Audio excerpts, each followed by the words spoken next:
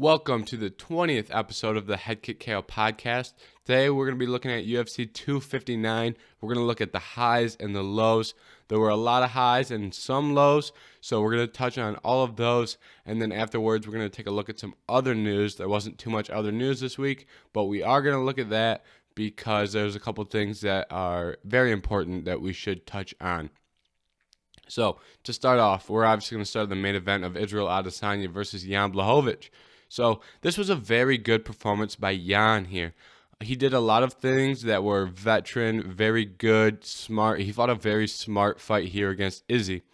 And I think the biggest storyline here is the two takedowns that he got in the fourth round and the fifth round to secure those rounds and get out of there with a victory.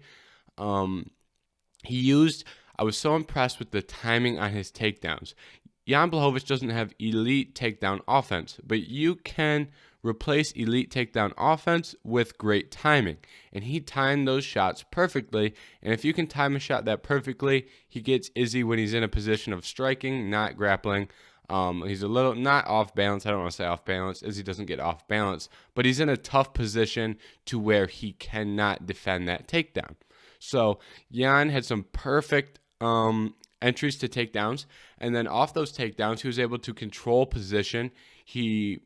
That was his main focus in the fourth and fifth round when he was on the ground. He didn't do too much ground and pound. He got a little bit off in the last 10, 15 seconds of the fifth round, but he had about 6 minutes of ground control, maybe a little 5 to 6 minutes in between the fourth and fifth round, and he mainly just made sure he maintained top position, and he ensured that he would get out of there with the victory if he won rounds 4 and 5. So that was very impressive. And he did other good things on the feet as well. It's not like he just was able to win this by going and getting those takedowns. He was in this fight on the feet as well. The first 3 rounds were mainly taking place on the feet. Most people had those 2-1 with Izzy winning 2 of those first 3. Some people had it 1-2 with Jan winning 2 of those first 3. That doesn't really make a big difference at this point. But even all those rounds, those first 3 rounds were very close rounds. And I was so impressed by Jan Blachowicz's defense. He's going up against one of the best strikers in the world. And Izzy caught him clean a couple times, but he never really did anything. Izzy never really landed a strike that you'd be like, oh, that could put out Jan. He landed one big one in there in one of those first 3 rounds that kind of looked like it had a little bit of an effect, but nothing too overwhelming. Jan did a very good job of making sure he didn't get kicked in the head. As much as I would have loved to see a head kick KO during UFC 259 for the Head Kick KO podcast, that's not how it went, but that's all right. And we were in a position here where Izzy was throwing a lot of those head kicks, and Jan always had high block up. He never got caught clean with one of those. So much respect for that, because most guys aren't able to do that. Izzy's so crafty with those kicks, you don't know where they're going. Sometimes they go body, sometimes they go legs, sometimes they go head, and he really mixes it up so well. So for Jan to not really get caught clean with a head kick at all is so impressive, and he never got caught solid trading in the pocket. Robert Whittaker got caught in the pocket, Paulo Costa got caught in the pocket. So for Jan to do that and not get caught in the pocket, I think that's the biggest storyline from the striking. Jan obviously did great things offensively, striking as well, but his defensive striking was outstanding. So I think that is the major thing that I took away from the stand-up. And also, Israel Adesanya has one of the most underrated chins in MMA. There were a couple times where Jan connected cleanly.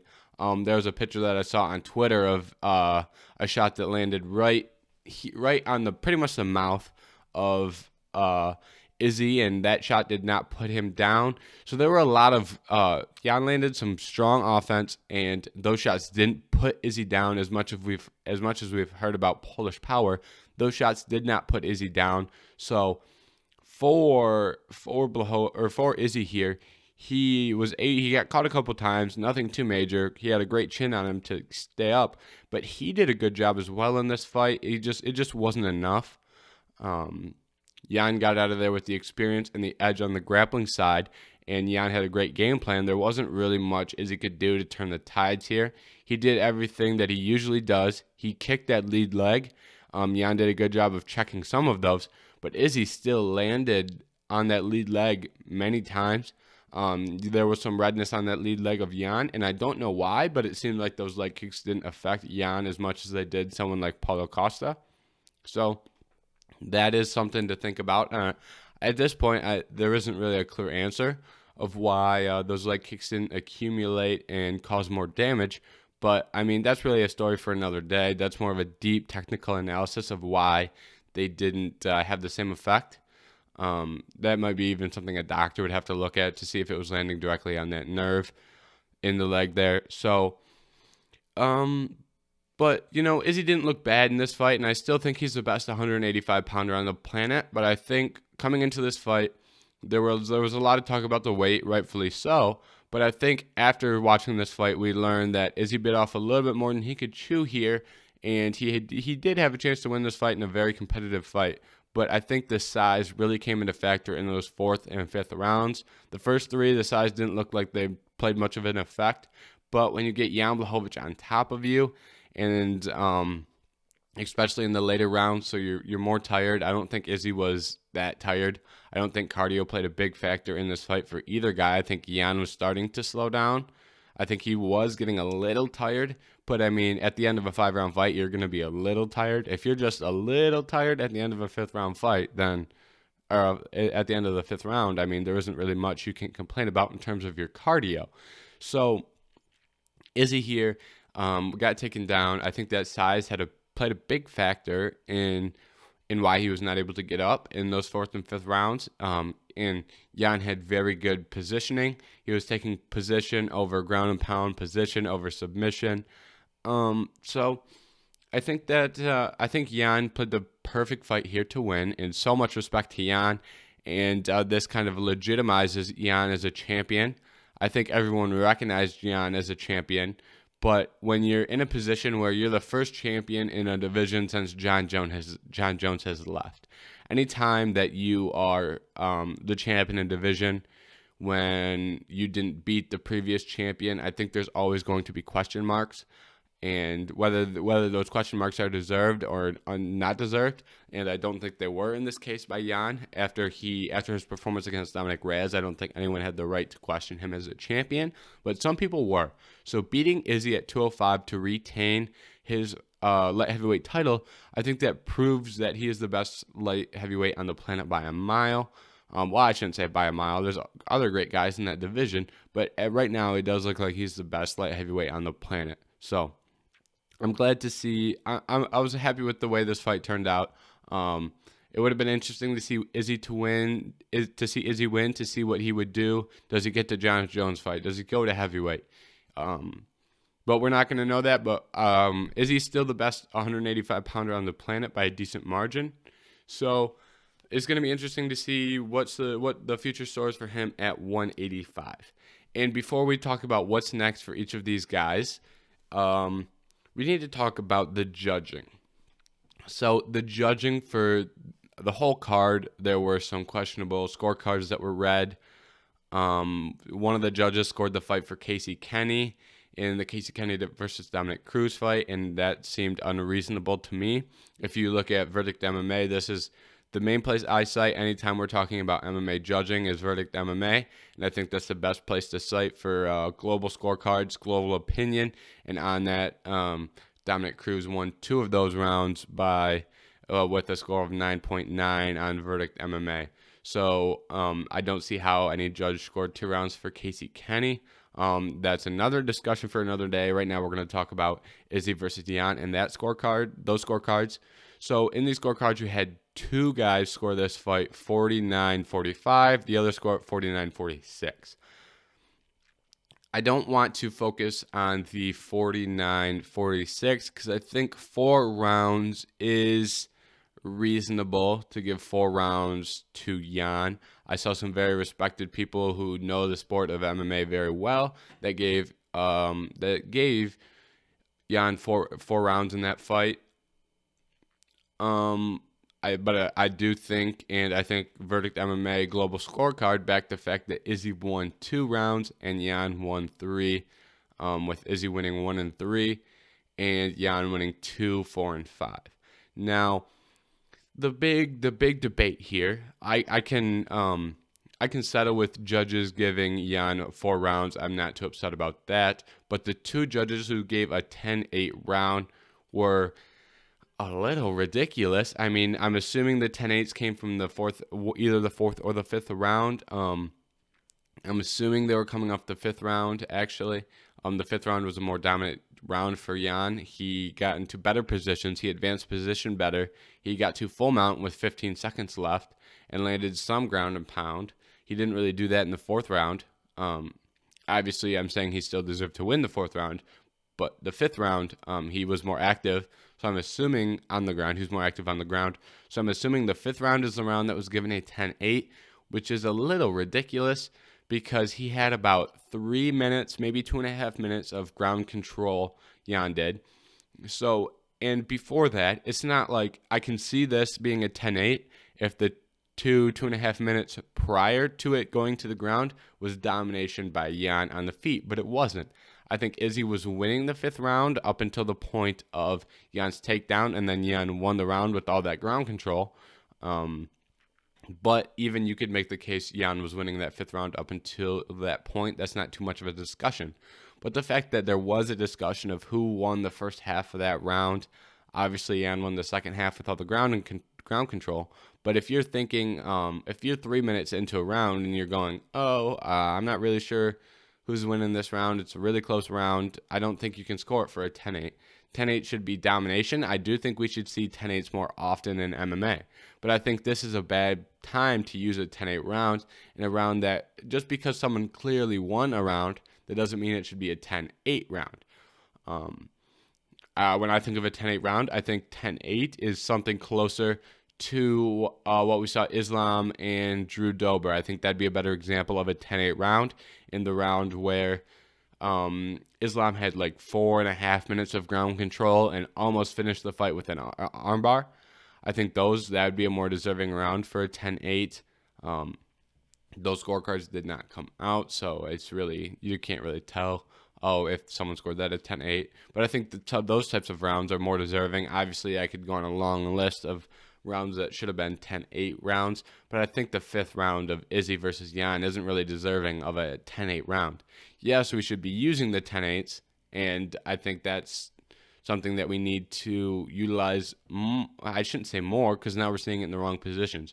We have to find the right balance of when we're using 10-8 rounds, and this was not the proper time to use a 10-8 round, and just thankfully it didn't result in a bad decision here. The right guy still got his hand raised, but I think this opens a question of judges need to know when to use a 10-8 and when not to use a 10-8. So hopefully that's something that we can see in the future. Now, the last thing I want to talk about when it comes to Israel Adesanya versus Yanblahovic is Jon Jones. Obviously, Jon Jones and Israel Adesanya have a history with each other. Now, the reason I want to talk about Jon Jones is because Jon Jones got his Twitter fingers out and decided he wanted to tweet up a storm about Izzy losing this fight. Now, here's the thing about Jon Jones that frustrates me about Jon Jones is anytime someone does something good, Jon Jones is the last person to put out a tweet. But if someone has a bad fight or someone loses, even this fight, Izzy lost a competitive fight. So in situations like this, Jon Jones is the first one to whip out his phone and put out some disrespectful tweets. Now, Izzy's been in the sport for 3 years, got the middleweight title, and he moved up to light heavyweight. And Jon has been in the UFC for ages, and he's been teasing a move to heavyweight for like 8 years now. So I don't understand why Jon Jones feels the need to constantly criticize Israel Adesanya. And if Jon was smart here, what he doesn't realize is that Israel calling out Jon and wanting to fight Jon is a respect to Jon. First of all, where it originated was Izzy wanted to fight Jon because he recognized how good he was, and then Jon takes it as disrespectful that Izzy wants to fight him because he sees Jon as a great fighter. And then this whole disrespect thing comes into play, and we go down this path. But I don't want to get too much into the beef here of Jon Jones versus Israel Adesanya, because I really do think that that fight's done. I don't think we ever see that fight now. I think Izzy had to win this fight to see Jon versus Izzy, especially in the way Izzy lost. People are citing size as a reason he lost, especially in the 4th and 5th round. I just talked about how the size played a difference in the grappling exchanges, and Jon is a far better grappler than Jan Blachowicz, and he would also have those size advantages. So I think that would be a bad. I think that would be bad. I think that would be a bad outcome for Izzy. I think on the feet it'd be a little different. I think the reach would cause Jon problems because he's used to having a reach advantage, and he still would have a reach advantage. But I think Jon would be able to dominate that fight on the ground from what we saw. But, that's kind of besides the point here. My point here is basically every time someone slips up or someone doesn't do something great, Jon Jones is the first one to put out a tweet criticizing them. And when someone does something good, Jon Jones is the last person you'll see tweeting at them saying, oh, you did this, congratulations. And through all the bad things Jon has done, you'd think he'd, maybe realize, hey, maybe I shouldn't put out a tweet anytime someone loses or doesn't have a great performance. It happened last week too with Ciryl Gane versus Jairzinho Rozenstruik. We saw Jon Jones put out a tweet and said, "Daddy's home." Jon, you haven't been in the heavyweight division your whole career. I don't know what you're talking about when you say "Daddy's home." Doesn't make much sense. Besides the point. Then he criticizes them for not moving forward and looking for a finish. Jon Jones hasn't finished a fight in a decent period of time. He didn't finish Dominic Reyes. He didn't finish Thiago Santos, who had one knee that was jello on the inside, and the other knee didn't have had a partially torn ACL. So you got one knee that's jello and one knee that has a partially torn ACL, and you didn't finish Thiago Santos. Come on, Jon. And then you criticize Ciryl Gane and Jairzinho for not moving forward enough and having enough pressure.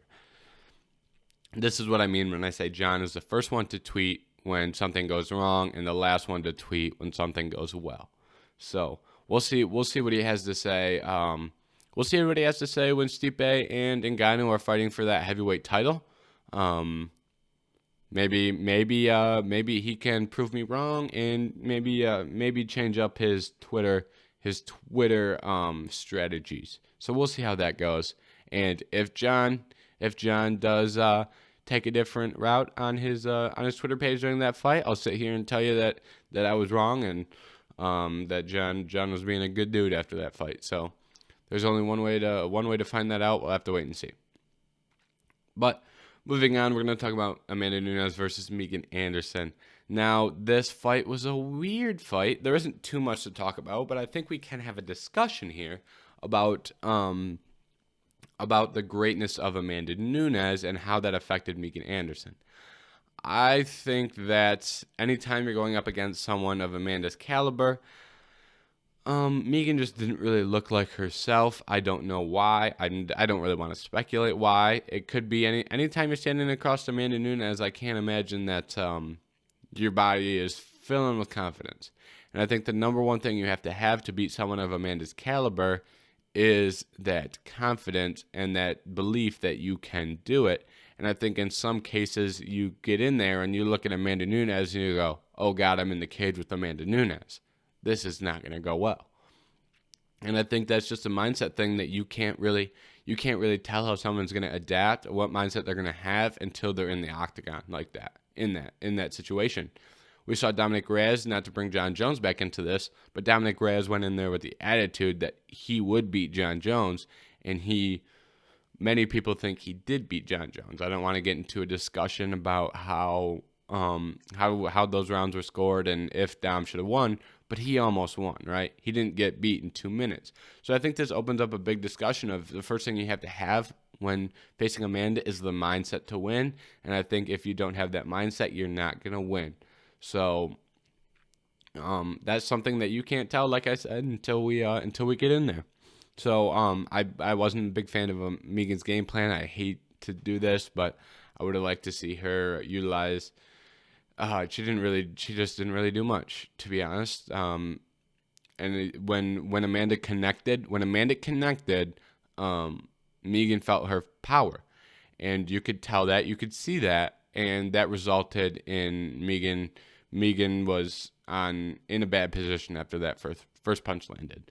So I would have liked to see her use her range a little bit more, throw some kicks out there to try and manage that distance. Maybe a jab, counter strike. She just didn't really do much, and I don't really like to beat down on Megan here because she did fight the greatest female fighter of all time and one of the best female fighters, or one of the best fighters of all time, regardless of gender. So, like I said, I hate to bash on Megan here after she just got in a cage with Amanda Nunes, but I would have liked to see a different game plan on the feet a little bit. But overall, it's nothing that you can be too upset about. Because you were in there with Amanda Nunes. So Amanda looked great in there like she always does, and that submission that she had on Megan was incredible. I don't think we've seen that in MMA, and it's been a long time if we have seen it. It looked like an inverted triangle almost. I mean, I'm not too great. I've never done jiu-jitsu. So I'm not too great on these types of more intricate submissions. I have the basic knowledge on jiu-jitsu, but this looked like an inverted triangle choke, and she utilized that arm in the triangle choke to be an arm bar. So maybe that's what it was, but with the smallest bit of jiu-jitsu, you can tell that she was choking her out and gonna break her arm at the same time. That was a lethal submission, and I completely understand why Megan tapped there. So that was probably a smart decision to tap because, like I said, you're either getting choked out or your arm's going to be in two pieces. So smart decision by Megan to tap to that, and crazy submission by Amanda. So respect to that. Now, what's next for Amanda? Right now, it looks like she's going to go defend at 135. That's what it's looking like now. 135 it's in a good position right now. Juliana Pena is the name that's being thrown around. She's number 6 in the division. She was scheduled to fight Holly Holm, and Holly Holm had to pull out of that fight. Apparently, I just learned about that yesterday, that Holm was out of that fight. But that's going to be a fight they're looking at. And at this point with Amanda, there isn't a clear number 1 contender in that 135-pound division for Amanda. So I think what we're going to see here is I think it's going to be, hey, Amanda, when do you want to fight again? And then Amanda's going to give the UFC a date, and then it's just going to be whoever is willing to step in on that date is, I think, what it's going to be, and that might be Juliana Pena.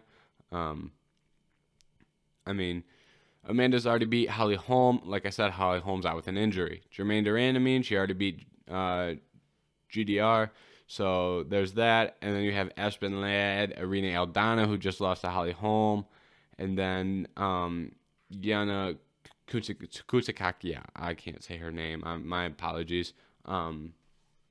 So we have some, and then Juliana Pena at 6. So we have some, but I think this is going to be a fresh name that Amanda hasn't fought yet. So I think it's just going to be whoever is most willing to step in on said date that Amanda chooses at this point. I think they're going to try and turn her around fast.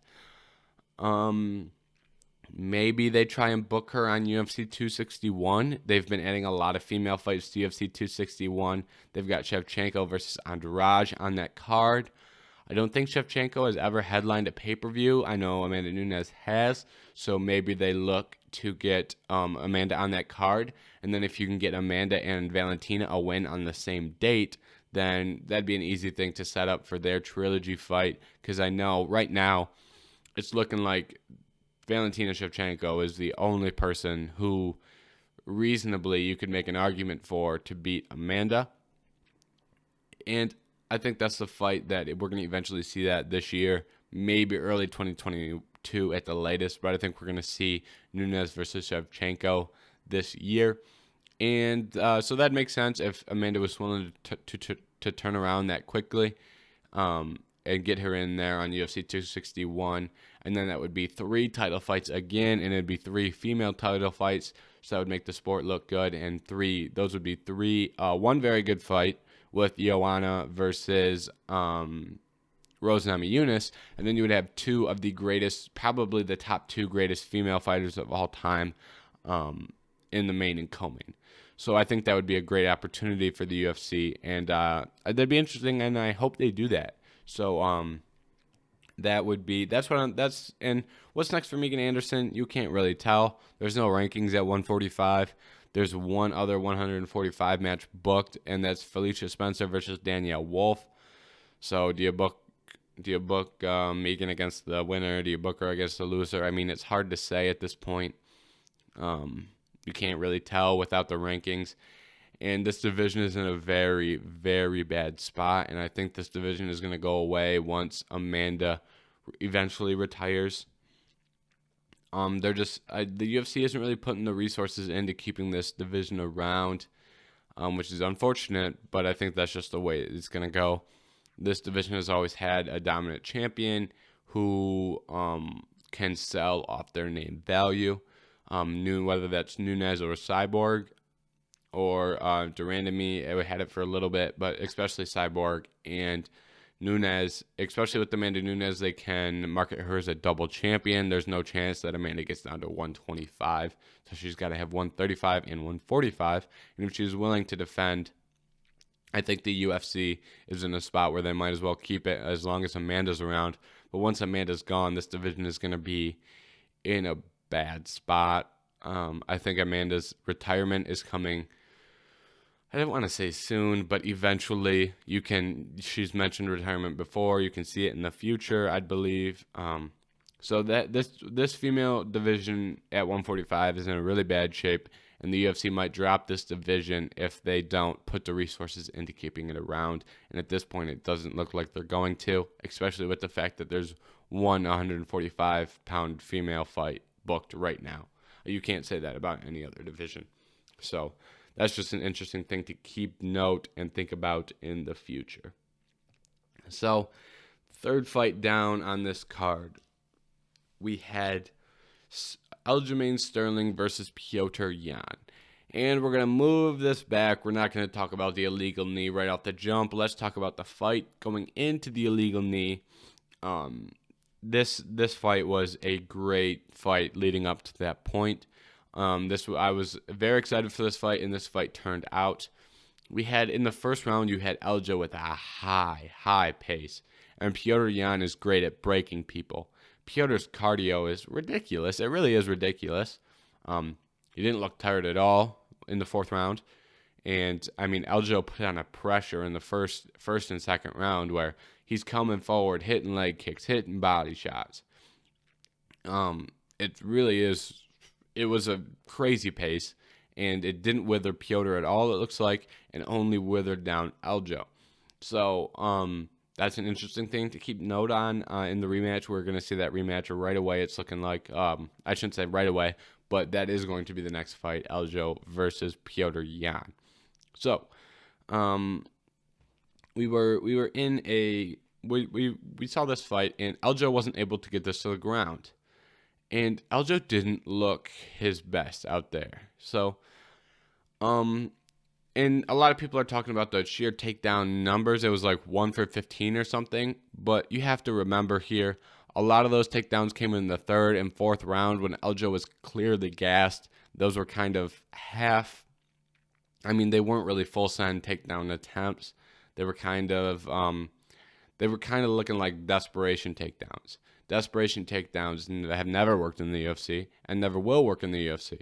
So I don't think this is a thing of Eljo's grappling isn't where we thought it was. I think this is a thing where he didn't try to utilize his grappling mostly until he got tired. The one takedown he did get, he got him on the ground and immediately went for ground and pound. I mean, he didn't try to control position at all. That's something I think that he will fix in the rematch. Try to control position if he can get that takedown, rather than just go immediate. He went immediately crazy with ground and pound. Once again, I hate on the strategy here, but Eljo was doing some things that I didn't like. He threw so many spinning attacks And I like spinning attacks. I think they're a great thing that are underutilized a lot in MMA, but he was throwing spinning attacks and he was tired, so they were slow, and he wasn't hitting them, and then Piotr Jan would get his back and then take the fight to the ground, and then Piotr would get up and they'd have a little scramble, and then you're in this position where you're on the ground and Piotr's standing over you waiting for you to get up so he can kick you in the head. So I think the thing I did like about this fight is that in the rematch, there's clear things that Aljo will see from this tape and clear things that he can improve upon. So I think it might be crazy to say, but I think Aljo could be able to win this rematch. I don't want to put a pick out just yet. I think that'd be a little silly. But if he can go and work on some of these things that he did wrong, and I think now he was trying to. I think in this fight he was trying to break Piotr Jan with pace, and I think now he knows I can't do that. So I that's not the strategy that I'm going to employ in the rematch. So he saw what didn't work, and most people when they see a strategy that clearly didn't work, they don't get the opportunity for that rematch because they lost. If that fight was looking like it was going to end, it looked like Piotr was going to eventually finish that fight. If it didn't, it was going to go to a decision, and it was going to be maybe Aljo 1 round. One judge gave him 2 of the first 3, so that was a little whatever. But he definitely won 1 round, so that would have been like a 49-40.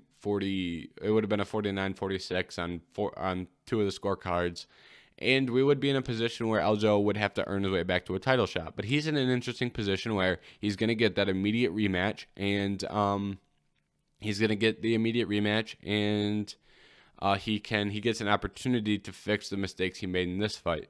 So if he can fix those mistakes, get it to the ground earlier, and if he can get it to the ground earlier, I think he'll have a much better chance, and hopefully he doesn't wear himself down because he came in with a high pace. So Aljo has seen what he needs to fix for this next fight, and for Piotr, he knows now that, hey, all I have to do is wait for this guy to get tired. Give him round 1, let him work, and then the whole time just Piotr, pure fundamental. He has great fundamental boxing. Hands up, throwing straights right down the pipe, connecting on the end of the nose, throwing some good leg kicks in there. Piotr looked great. I know I just talked a lot about how Aljo didn't employ the best strategy, and I don't think that was the best Aljo, but I think Jan was winning that fight handily, and he looked very impressive for several reasons. Looked great defensively. Aljo didn't look like he ever did anything that hurt Piotr too bad. Jan got a drop in that first round and got out of it. He won the first round with a much smaller work rate. Didn't wear himself down as much. So I think, and the cardio is ridiculous on Piotr Jan. He didn't look tired at all. So Piotr looked really good, and I think this fight is going to be fun in the rematch. I think people are going to overlook this a little because of how one-sided this first fight was. But this rematch is going to be good. That's something I'm willing to guarantee.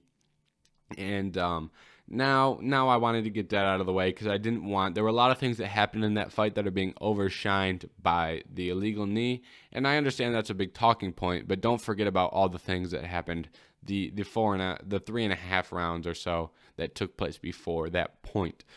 So we saw this illegal knee from Piotr Jan, and this was ridiculous. There was a huge miscommunication with the corner, but it shouldn't have to come from the corner in that position. If you're Piotr Jan, you should know you can't knee him in the head from that position. And that knee, not only did he knee him in the head, it's not like he just hit him with he didn't slip and bump him. He wound up and smacked him with that knee. That knee had vicious intentions, and understandably so, because he thought he was throwing a knee, from a legal position. It wasn't legal, but he threw. That's one of the more blatant illegal strikes I've seen in a long time, and you can't really expect Aljo to continue from that. He got hit. He's fatigued already, and then he gets hit upside the head with that knee, and then he wasn't in a position to continue. Some people are saying Aljo faked it. That's a little ridiculous. I mean, he took a knee from Petr Yan to the temple. I mean, I don't know how you could say that he should, like, if anyone gets hit with a knee like that in a fight, they're done. You see them get finished. You know, that knee is strong and powerful, and it's powerful enough to finish a fight. So there isn't really much that you can say there for that. Petr has to know that that's an illegal strike and not to throw it. One of the guys in his corner told him to throw it. He threw it, and you have to. If you're in the corner, what are you doing? Because you're the coach. The coach, an athlete can be caught up in the moment, and just, you know, Petr's looking for blood in there, so he's wanting to finish that fight. And if you're in the corner, you have to be more aware. You have to know what's going on at all times. And one of the cornermen knew. One of the cornermen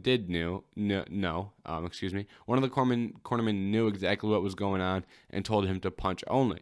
The other cornerman told him to throw the knee, and he heard the cornerman that said to throw a knee, and that eventually ended the fight. So, and also this brings up a whole nother discussion. There's two big discussions here. First of all, if a fighter gets hit by an illegal strike, can we let the doctor make the call?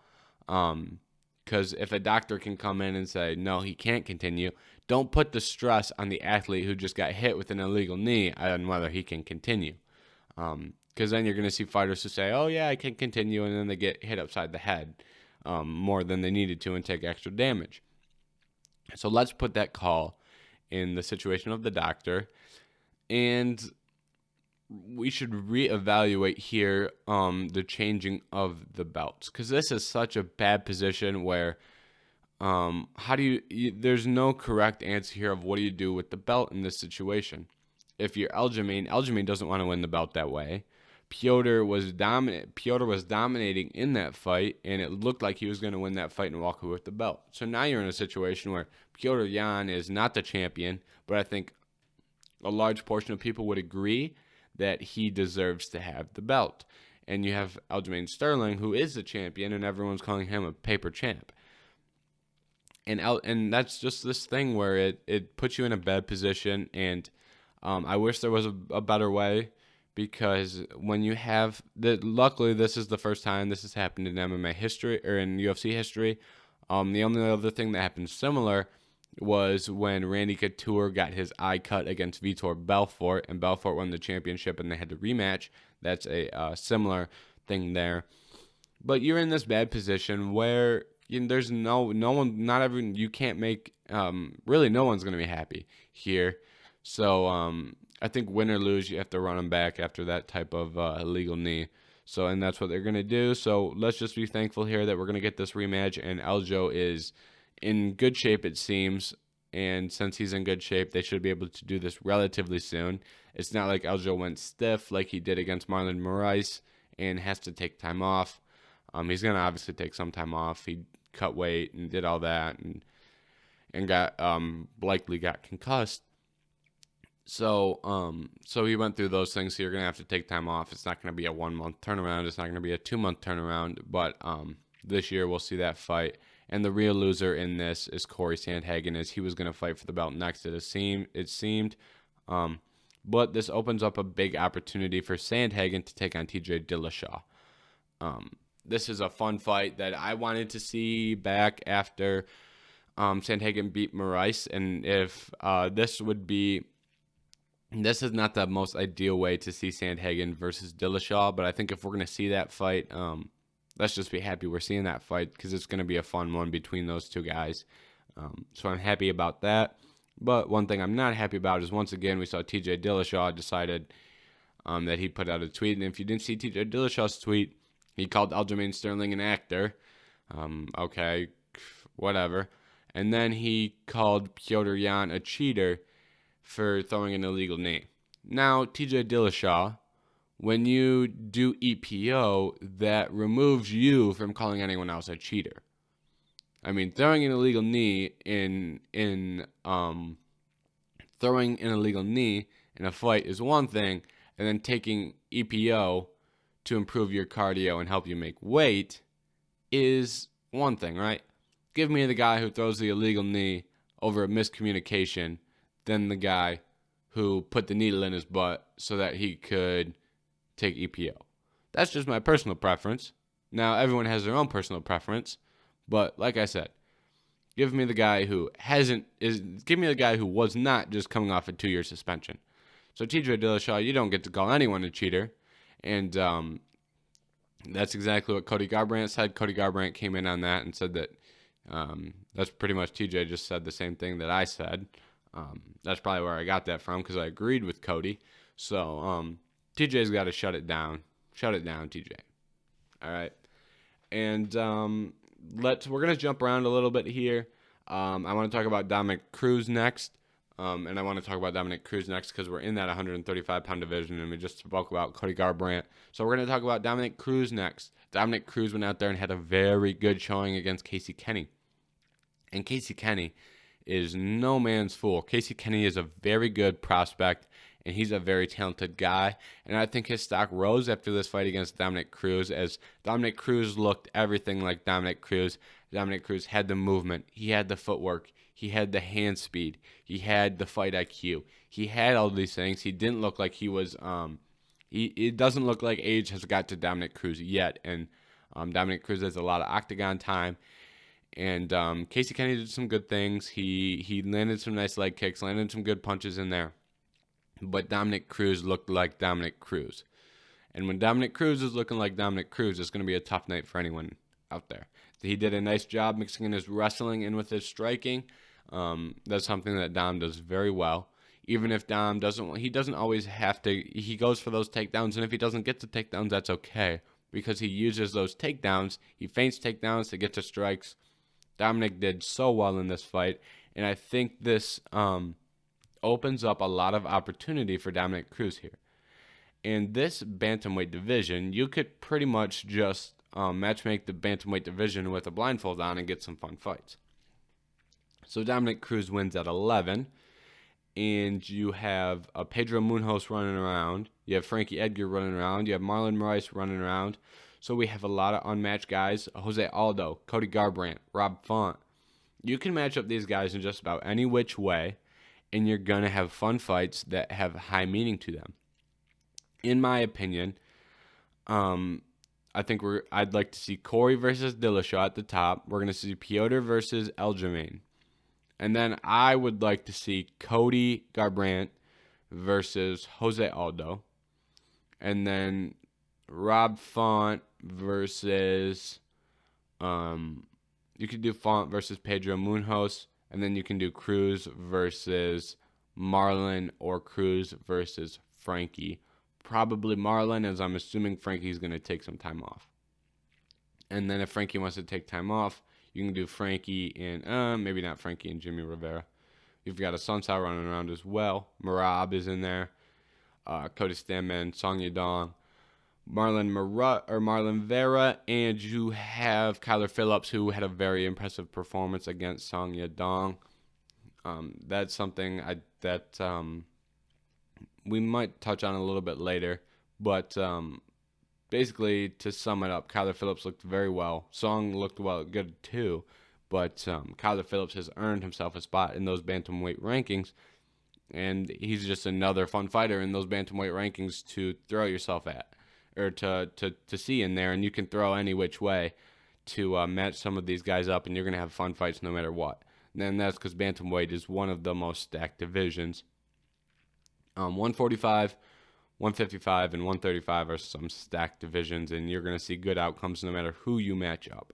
So there's that, and that's just the way I would matchmake the 135-pound division, and I'm very light on that. The only one of those matchups that I'm really solid on is Aljo versus Yan. Everyone's solid on that matchup. And then Sandhagen versus Dillashaw, I'm very hard on. No, I shouldn't say it like that. Sandhagen versus Dillashaw, I'm very high on, and I think that's a fight we need. And then you have the one where you can see some wiggle movement is Font, Cody Garbrandt, and Jose Aldo. I think Cody Garbrandt and Jose Aldo would be a fun fight, but I think you can match Rob Font up with either of those guys and get a fun fight as well. So I think those three you can match make in each anyway, but I lean Aldo and Cody And then it leaves you Rob Font versus someone like Pedro Munhoz. But like I said, I could be, if they announce today that we get Font versus Aldo or Font versus Garbrandt, I'm going to be happy with that. Those three guys, you can pair them up anyway and get a fun fight. So that's just my opinion on that. And like I said, I'm light on that. My heels aren't dug in too deep on getting those matchups. Those can go several ways. And then we saw Islam Makhachev. Islam Makhachev looked outstanding versus Drew Dober. Drew Dober is one of the most underrated fighters in the UFC. He has a lot of talent, and Islam went out there and dominated. I mean, there isn't another way to describe that type of performance. He eventually won with a nice choke there. And the thing that I saw here that impressed me with Islam is not only he has the wrestling credentials that you would expect him to have, but he also has the Brazilian Jiu-Jitsu that is a very high level BJJ on display here. That transition into an armbar, and I believe it was the second round. It might have been the first round. It was either the first or second round. Was ridiculous, and he almost finished the fight in that position. So we've had Khabib hyping up Islam Makhachev for at least 2 years. At least 2 years, Khabib has been saying this guy's the next best guy on the planet, and that's not me. So now he's gone out there and he's proved that he's pretty good too. I mean, people were believing Khabib, and understandably so. But when you go out there and prove it against someone like Drew Dober, it adds a whole nother level of credibility when you see it with your own eyes. When you see a performance like that, it's a lot easier to believe than if you just hear about it from. Obviously, Khabib's a great source, but when you see it, it's a different level. So what is next for Islam? There's a lot of options here. You can match Islam up. It all depends on how fast you want to take this. There's some thoughts where you could, he hasn't beat a ranked opponent yet, so you could work him slowly up through those rankings, or he looked impressive enough where you can get him on a fast track here. So the fight that Islam wants is Tony Ferguson versus Islam. That is a interesting fight, and that would be a very fun fight. But I don't know. It's tough to say there. It's really tough to say. You have Tony Ferguson, who is one of the most respected guys in the UFC. He's on a 2-fight losing streak, and Islam wants that fight because that's the fight that Tony and in between Tony and Khabib, that fight never happened. So getting Islam would be the closest thing that you could get to it. But I think making that fight, I think Islam would win that fight after what we saw Charles do to Tony. And the problem is, I don't want people to, this is coming from a personal thing because I love Tony. I don't want Islam to win that fight and then people will be like, oh, Tony never had a chance to beat Khabib. I do think Khabib would have beat Tony in his prime, but I think it would have been a lot more competitive than many people think, just because Tony went out there and lost to Gaethje and lost to Oliveira. He's clearly way past his prime in those fights. So I don't think that Islam beating Tony is something that is the equivalent to what many people would make it. I think many people would make it a bigger deal than it is. I think Tony's on the decline here, and I hope Tony proves me wrong because I love Tony. But I think that might be a little fast, having Islam move up to 5 right away. I think you could look at 7, Rafael dos Anjos, Kevin Lee at 11. You can really book this any way you want. L.I. Quinta, who knows what L.I. Quinta is doing. Diego Ferreira would be a fun fight as well. So I think there's many ways you can go with Islam, and you're not really going to go wrong as long as you give him a ranked guy. As long as you give Islam a ranked guy ahead of him, you're not going wrong here. And I think it's just match someone up with the timeline. I don't think the name is as important here as the time. When does Islam want to return, and when can we get someone in there against who can we get in there on that said date? I think Rafael dos Anjos would be a great opponent. Dariush as well, but I don't think we're going to see Beneil Dariush versus Islam because Ali is both those guys' managers, and I don't think he would let that happen right, especially now. Maybe eventually down the road, but I don't think that would happen right away. So there's a lot of ways you can take this. Kevin Lee, RDA. I don't think we'll see Dan Hooker or Paul Felder versus Islam.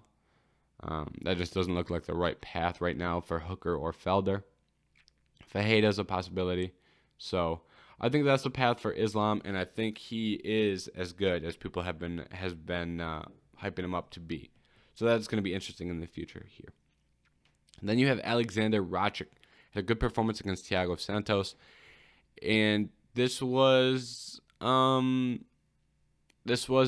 like this performance, and I didn't like this performance because Santos didn't look as fast and powerful and explosive since his knee surgeries. He was able to drop Glover, but Rakic kind of, really managed this fight. He really had control of this fight in respect to Rakic, and I hope Santos isn't done with because he's getting older and his knees are not great. He obviously, like we talked about earlier, one of his knees got turned into jello. And I just hope that Thiago is able to turn this around. But I think Rakic is in a very good position to make a run in this light heavyweight division. I think we're going to see Rakic versus the winner of Prochazka and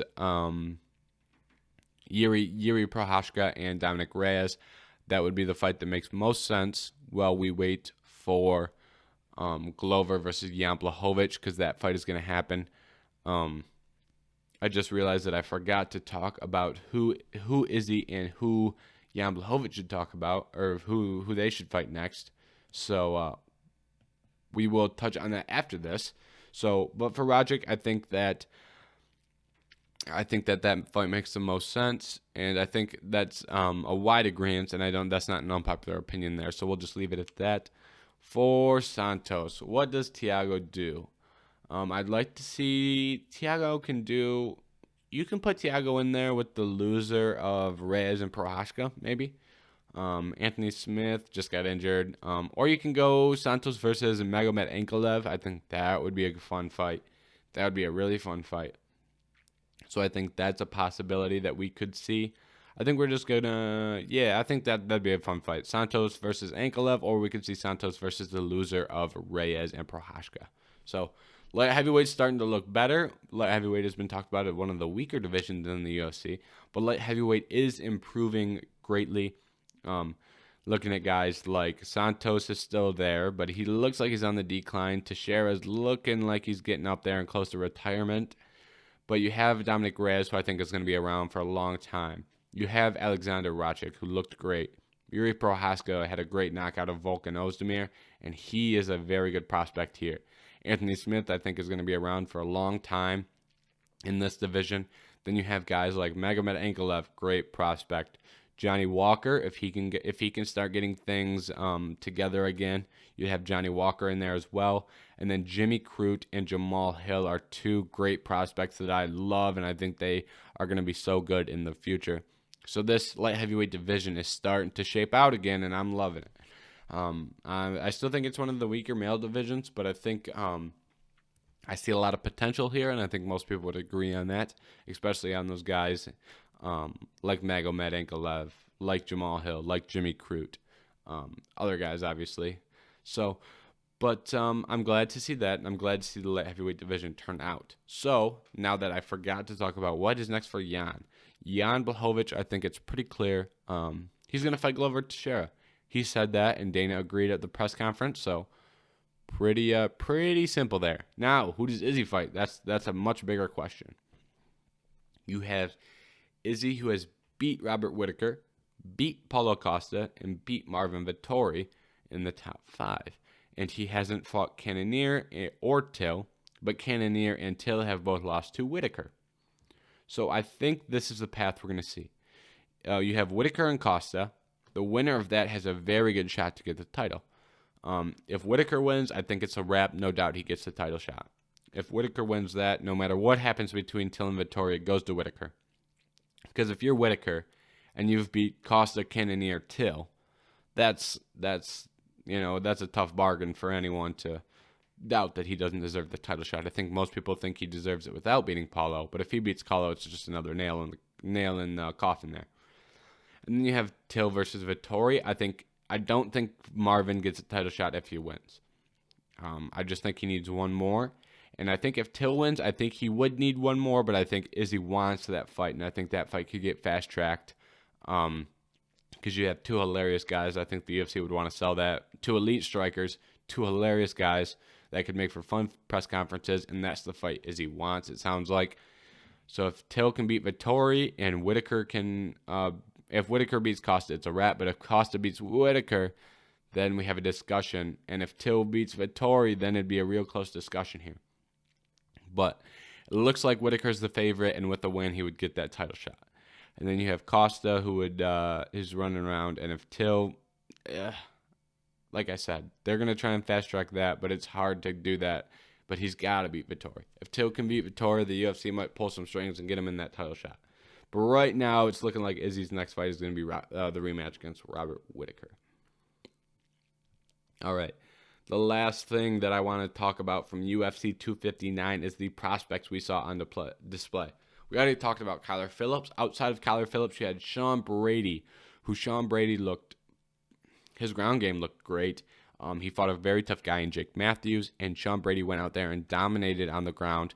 Very impressive performance by Sean Brady, and I think he's got a long future in the UFC. Then you had Amanda Lamos. She was the fourth female fighter to ever have 2 knockdowns in one fight. So she has a power at 115, and she threw some nice shots in there. We'll just say that. She was landing very solid shots. Leg kicks were strong, powerful.